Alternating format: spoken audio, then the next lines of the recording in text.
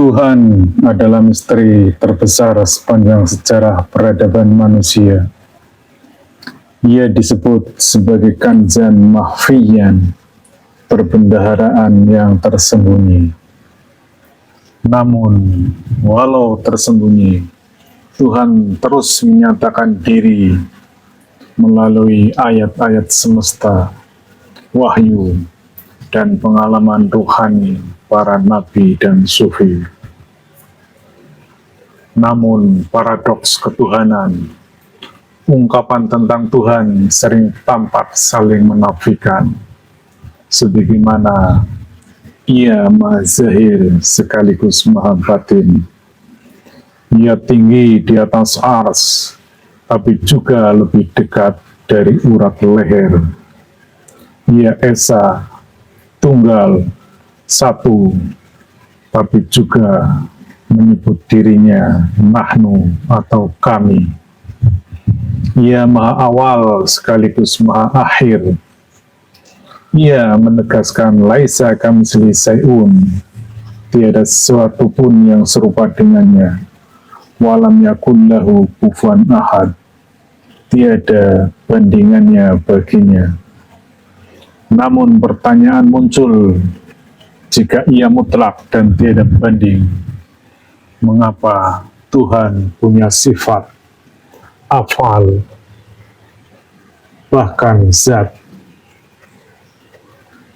Sejarah mencatat ada sekitar 4.000-an jenis agama atau kepercayaan dengan sekitar 2.500-an Tuhan. Ini menandakan bahwa hanya amat sedikit manusia yang memahaminya. Pemahaman tentang Tuhan berkembang sesuai kesadaran kolektif zamannya. Kita mengenal animisme, dinamisme, yakni kepercayaan awal manusia bahwa ruh ada pada setiap benda dan fenomena alam. Demikian halnya politeisme muncul, yang diwujudkan dalam munculnya banyak dewa dengan fungsi yang berbeda. Selanjutnya, monoteisme sebagai awal kesadaran bahwa semua dewa hanyalah manifestasi dari satu sumber yang mutlak, yang terlihat dalam tradisi Mesir kuno atau ateisme. Kemudian dilanjutkan dengan munculnya agama Yahudi, Nasrani, dan Islam.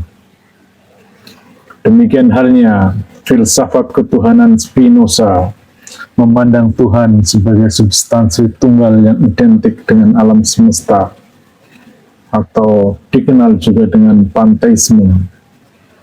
Filsuf barat lainnya berdebat tentang Tuhan sebagai causa prima. Demikian halnya mistisisme timur dan Nusantara. Dalam tradisi Jawa muncul konsep manunggaling Kawula Gusti, penyatuan hamba dengan Tuhan, mirip dengan wahdatul wujudnya Ibnu Arabi. Segala sesuatu adalah manifestasi wujud Tuhan.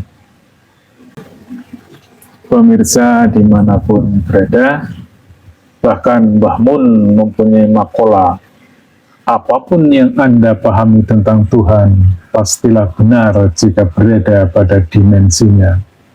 Sebaliknya, apapun yang Anda pahami tentang Tuhan, pastilah salah jika tidak berada pada dimensinya. Dan Alhamdulillah, sebagai pengamal tarekat arwah yang tergabung dalam majelis zikir Tarekat Naksabandiyah Khalidiyah Nusantara, telah melaunching sebuah hukum kausalitas dimensional, bahwa semesta ini sifatnya gradatif atau dimensional, dan ternyata masing-masing dimensi mempunyai kausalitasnya sendiri. Agar lebih jelas, mari kita urai dan eksplorasi sebagaimana slide berikut ini. Berdasarkan hukum kausalitas dimensional, semesta ini terbagi menjadi 3 dimensi yang dibatasi dengan garis merah. Ini adalah alam ketuhanan atau alam maha, yang sifatnya adalah maha qadim, Maha Kausa Prima, penyebab dari segala kausalitas, dan Maha Metafisika. Inilah alam ketuhanan yang pada hakikatnya adalah laisa kamitslihi syai'un, yang tidak terdefinisi dan tidak terdeskripsi. Kemudian alam di bawahnya, batas antara garis merah ini dengan garis biru di bawahnya, ini adalah alam intermediate atau alam kodim yang isinya adalah nur, ruh atau cahaya, atau dalam bahasa fisikanya adalah partikel gelombang, dan lebih tepatnya adalah partikel kuantum. Dan pada dimensi yang paling bawah ini adalah alam baharu, alam dunia ini, yang ternyata di sini pun ada dua jenis alam, yaitu alam materi dan alam imateri rendah atau metafisika infra. Inilah alam yang terikat hukum kausalitas materi, kausalitas sains, hukum fisika, kimia, dan biologi ini berlaku di sini.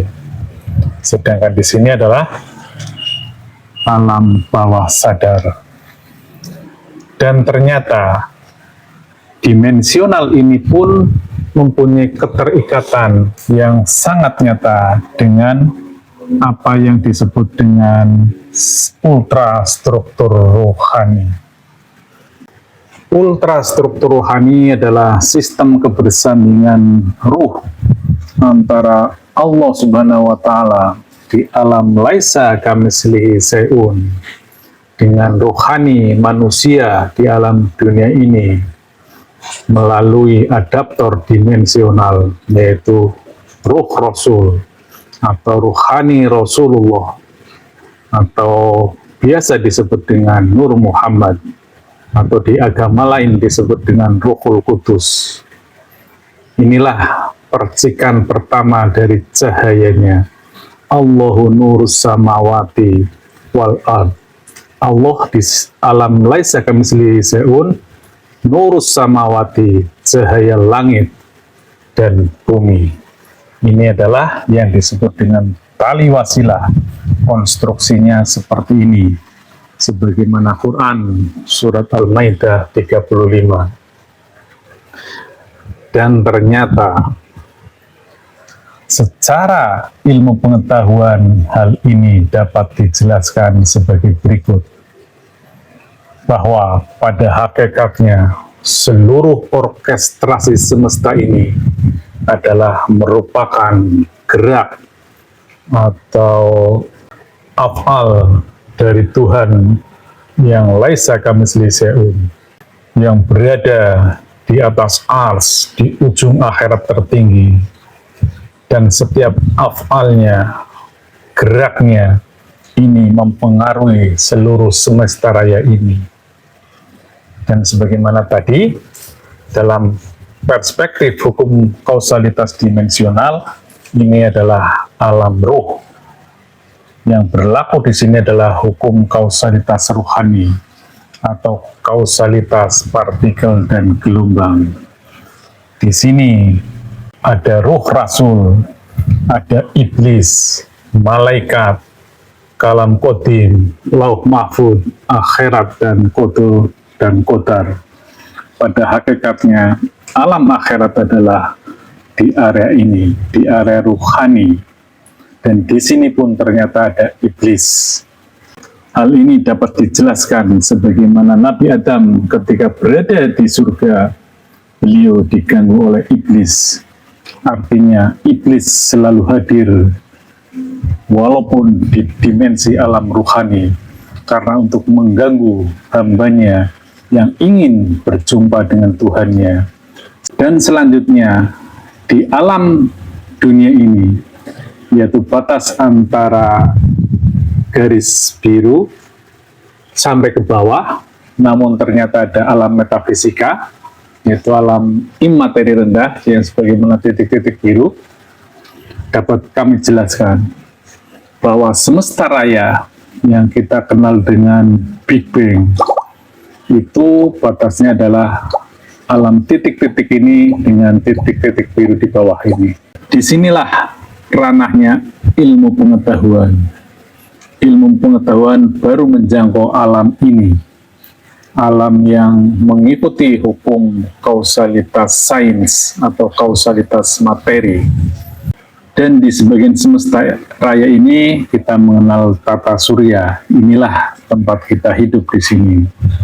Dan yang lebih menariknya lagi, di bagian alam dunia ini ternyata hanya segaris ini, bahkan lebih kecil dari ini sesungguhnya, yang dapat diamati oleh pembaca virtual kita, oleh akal empiris kita, oleh indrawi kita, dapat dilihat, didengar, diraba, dan sebagainya. Ini adalah alam akal empiris. Namun secara keseluruhan dari titik ini ke titik-titik di sini, inilah akal rasional. Disinilah ilmu pengetahuan dan teknologi mengeksplorasinya. Dan lebih lanjut, ternyata di alam dunia ini juga ada alam metafisika infra. Di sana ada alam jin, mistis, trauma, mimpi, derita, law of attraction, afirmasi, keyakinan, dan lain-lain. Ini ada di alam metafisika infra. Dan ilmu pengetahuan dan teknologi belum menyentuh ini. Pemirsa dimanapun berada, hal yang menarik adalah ternyata semesta ini paralel multiverse. Karena seluruh geraknya adalah gerak Tuhan dari sebuah titik yang berada di alam laisa kamitslihi syai'un, yang mempengaruhi alam ruhani, alam akhirat, dan alam dunia. Ini berjalan secara bersamaan. Dunia yang universe dan alam akhirat yang metaverse berjalan secara beriringan sehingga menjadi paralel multiverse. Hal inilah yang menjadikan fokus utama perjalanan tarekat arwah, yaitu bagaimana rohani kita dapat berjalan secara paralel multiverse. Kita yang hidup di alam dunia ini, namun rohani kita dapat diperjalankan di alam akhirat ini selagi kita hidup di dunia ini. Karena pada hakikatnya ini adalah paralel multiverse. Hari berbangkit, padang mahsyar, surga, neraka, pada hakikatnya sudah ada. Karena ini alam qadim, alam mutlak, alam yang baku dan kekal, yang sudah ada mendahului alam berikutnya. Jadi secara logis dapat dijelaskan alam partikel pasti mendahului alam materi, karena alam materi tersusun atas alam partikel. Dan alam ini tidak dipengaruhi oleh hukum ruang dan waktu. Sehingga dapat dengan mudah kita sampaikan hukum kausalitas dimensional yang terdiri dari tiga alam ini mempunyai hubungan yang sangat erat dengan ultrastruktur rohani, yaitu tali wasilah. Di sini Tuhan yang laisa kamitslihi syai'un dipersambungkan oleh rohani Rasul yang sifatnya rohani.